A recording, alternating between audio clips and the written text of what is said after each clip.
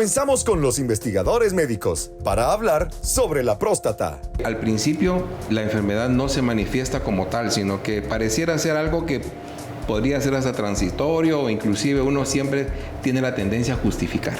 Don Víctor nos comparte su experiencia de vida con la hiperplasia prostática benigna. Problema de todos, que tenemos todos los hombres, en algunos más desarrollados que otros. Pero a mí me tocó, tenemos que buscar la solución. Manolo nos habla de cómo fue tener cáncer de próstata. Me dicen, no es posible, si te ves bien. Sí, porque entre paréntesis, nunca padecí dolor ni ninguna molestia. Y cómo Innoviofarma mejoró la vida de estos dos pacientes. Y los polifenoles, de nuevo, pueden detener el efecto de proliferación y de siembras a distancia. Comenzamos con nuestro programa de hoy. ¿Qué tal? Qué gusto poder saludarle de nueva cuenta. Un fin de semana que usted nos da la oportunidad de llegar a su hogar para poder informarle de temas de salud muy importantes, y qué gusto el saber que usted está interesado en seguir conociendo un poco más. En esta oportunidad vamos a hablar acerca de la próstata, cáncer y otras enfermedades que afectan. Así que en este primer bloque le vamos a dar la cordial bienvenida al doctor Carlos Monzón, cirujano oncólogo, quien nos acompaña en este bloque. ¿Cómo está, doctor?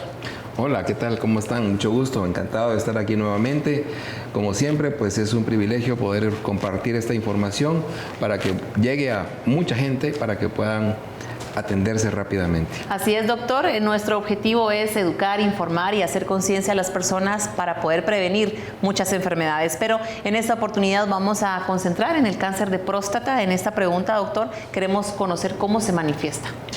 El cáncer de próstata es un cáncer, por supuesto, de índole de varones, de hombres, y que es una manifestación muy importante. Muchas veces los varones como que no somos tan fáciles de poder manifestar síntomas, pero si uno se conoce, sabe realmente que debe de identificar estos problemas para poder consultar. La primera parte es como disminuir el flujo de orina, tener problemas de dolor muchas veces para orinar, ardor también, que hay manifestaciones también que se pueden presentar, por ejemplo, como con sangrado al momento de orinar o inmediatamente después de tener relaciones sexuales. Y entonces esos son síntomas de alarma que nos van a hacer consultar para poder identificar cuál es el problema. El tema es de que al principio la enfermedad no se manifiesta como tal, sino que pareciera ser algo que podría ser hasta transitorio o inclusive uno siempre tiene la tendencia a justificar. Pero sí es importante consultar. ¿Se puede de repente confundir con una infección urinaria? Con una infección urinaria, con una prostatitis inclusive, que no necesariamente tiene que ser un cáncer de próstata, y eso pues causar síntomas muy parecidos y similares. Por eso es importante consultar. Bueno, y para que las personas pues allá en casa sepan cómo pueden prevenirlo, es importante que también sepamos cuáles son esos factores de riesgo. Definitivamente, pues los factores de riesgo son pacientes mayores de 50 años, que de todos los que tenemos más de esa edad debemos de consultar. Es parte como muy similar a las mujeres que anualmente tienen que hacerse su chequeo de Papá Nicolau, pues los varones también tendríamos que hacernos un chequeo muy similar. El que no hagamos ejercicio, el que no tengamos una dieta saludable, el que tengamos factores como hereditarios, también es otro de los factores que vienen a influir en los mismos factores de riesgo, ¿verdad?, que debemos de tomar en cuenta. Eso mismo iba a preguntarle, doctor, porque sabemos que en cáncer y en otras enfermedades el factor hereditario también pues tiene mucho que ver, tiene un papel importante. ¿Qué hay de este factor del cáncer de próstata? ¿Qué tan frecuente es? Cuando hay factores, digamos, de herencia en el primer grado de consanguinidad, llámese a esto papá, hermano o hijo, tienen más o menos un 20 a un 30% de riesgo de padecer la enfermedad. Y si hay más personas que han padecido la enfermedad, el porcentaje aumenta. Entonces sí es muy importante que podamos tomarlo en cuenta, porque el solamente factores, como hemos hablado antes, que no son prevenibles o que no son modificables, perfecto, entonces son los que tenemos que tomar en cuenta. Correcto. Bueno, queremos también saber cuál es el papel del estrés oxidativo, porque hemos hablado en varios programas sobre que el estrés oxidativo afecta a la salud de las personas y esto desencadena muchos problemas y muchos en muchas enfermedades. Ahora díganos cuál es ese papel en el tipo de cáncer que estamos hablando. El estrés oxidativo se manifiesta en todo nuestro cuerpo, pero específicamente lo vamos a ubicar a nivel de próstata.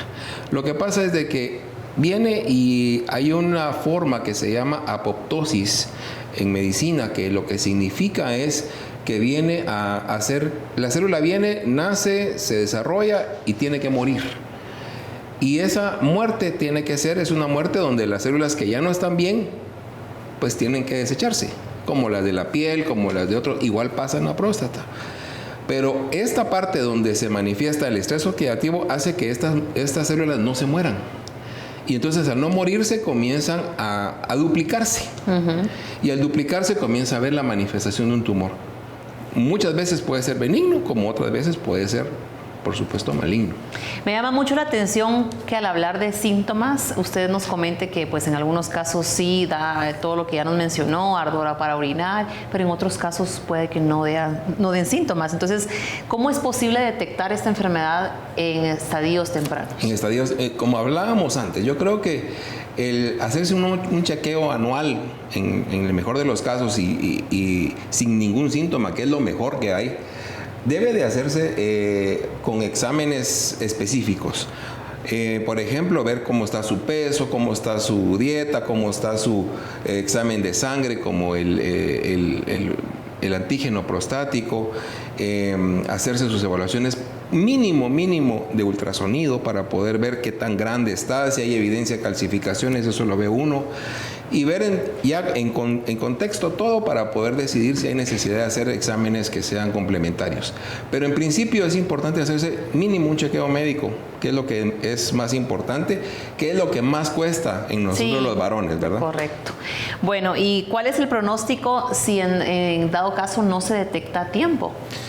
El pronóstico, pues al final de este tipo de pacientes es de que depende mucho con relación a la edad. Pacientes menores de 70 años tienen todavía la oportunidad en estadios algo tempranos, donde puede haber todavía un chance de cirugía, pues de hacer una cirugía radical. En pacientes mayores de 70 años, la condición cambia un poco y entonces se benefician más de un tratamiento, por supuesto, de radioterapia, asociado muchas veces también a quimioterapia. Ya no son tan bien, digamos, toleradas las cirugías en estos casos.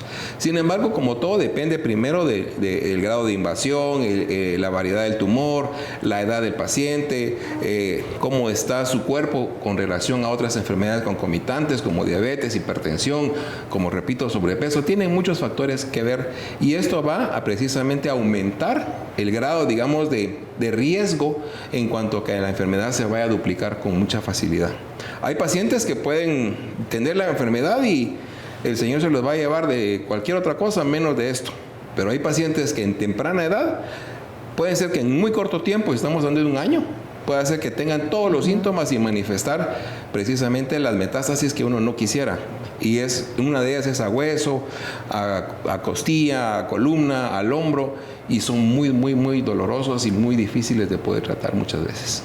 Doctor, sabemos que los polifenoles tienen una acción efectiva en cualquier tipo de cáncer y hablando de este tipo de cáncer, el de próstata, hablemos de esa acción. Sí, los polifenoles hoy día pues cada vez son más comunes no solamente en problemas de cáncer, sino que en muchas otras patologías. Pero la fórmula específicamente de la que uno está recomendando actualmente nos está hablando de que puede romper ese círculo vicioso precisamente del estrés oxidativo. Y entonces viene a tratar de fomentar una función normal a nivel celular y eso hace que el organismo pueda manejarse de una mejor forma. Y eso es lo que nosotros tratamos ahora de poder ayudar a la gente con lo que estamos haciendo. Su profesión y su especialización lo ha llevado a conocer muchos casos y que también sabemos que el tratamiento de Oconex es un coadyuvante y en pacientes que tienen que entrar en quimioterapia, radioterapia, también les ha beneficiado. Cuéntenos sobre esa experiencia. La experiencia con Oconex ha sido muy buena. Yo siento que en casos muy tempranos y en algunos casos tal vez muy puntuales, el tratamiento con Oconex ha sido algo que nos ha beneficiado mucho sin dejar de usar sus tratamientos que comúnmente se deben utilizar. Yo siento de que es necesario de que podamos hacer ese tipo de conciencia con los pacientes, porque muchos de ellos algunas veces piensan de que uno lo que quiere es quitarles los demás tratamientos y dejar solo este. Y no es así, no es competencia de ver cuál funciona mejor. Debemos de ser muy conscientes con ellos de saber que pueden utilizarlo. En los pacientes más avanzados, donde ya la enfermedad ha llegado a grados mayores, yo he visto en los pacientes que el tomar Oconex probablemente no los va a curar, no los va a sanar, pero veo que les da una mejor calidad de vida, menos problemas en cuanto a dolor, mejor tolerancia para los tratamientos de quimio y radioterapia, que eso también es algo que les va a favorecer muchísimo a los pacientes, porque entonces el tratamiento que se vaya a dar no solamente les va a funcionar, sino que, por decirlo de alguna manera, les va a súper funcionar. Y eso es algo que debemos de aprovechar. Como le decía, doctor, tantos casos que usted ha visto, tantos pacientes que ha conocido, seguramente muchos lo han impactado y se recuerda de algunos en los que si hubiera sido detectada esta enfermedad en estadio temprano, la historia hubiera cambiado. Por ello es que yo quiero que usted nos dé un mensaje para que las personas hagan conciencia y pues puedan ir con el especialista, en este caso a los caballeros. Muchas gracias por la oportunidad. Ya creo que es importante también poder saber de que los varones no debemos de seguir esa tendencia, muchas veces, entre comillas, machista que hemos tenido de toda la vida, de que solo las mujeres van a donde el médico. Debemos de saber que los hombres somos muy importantes en nuestra familia y que debemos de poder aprovechar la oportunidad que tenemos hoy día, de los recursos que hoy tenemos para poder saber de que podemos hacer detecciones tempranas. No necesariamente, y eso es algo que debemos de quitarnos de la cabeza, el poder hacer un examen rectal es lo que más ahuyenta a los varones a llegar a hacer una consulta de próstata. Y debemos de saber de que en el principio tal vez no es tan necesario, en el sentido de que llegando el paciente a la clínica y le voy a hacer el examen, hay que primero interrogarlo, hay que hacer algunos exámenes, alguna evaluación, y seguramente en el transcurso del tratamiento vaya a ser necesario, pero que eso no les tema, aunque se haga, igual no hay que temerlo, porque esto nos va a salvar la vida. Exacto. Y eso es lo que tenemos que tratar de evitar, aprovechar a que todavía tenemos la oportunidad de tener nuestra familia, nuestros amigos, y de ver crecer realmente a todos de alguna manera. El Señor sabe que algún día pues nosotros vamos a tener que partir, pero que sea ese partir cuando Él diga, no a través de una enfermedad, sino que a través de la edad, y eso es lo que debemos hacer. Así es, muchísimas gracias por ese mensaje, doctor, y por estar aquí con nosotros. Vamos a continuar en este programa conociendo más información y por supuesto unos testimonios que no queremos que ustedes se los pierda. Continuamos. Después de estos consejos de salud, la mejor muestra pues es mi estado. Yo me siento bastante bien. Ya aquellas levantadas en la noche cada rato, ya no las tengo. no se despegue de los investigadores médicos.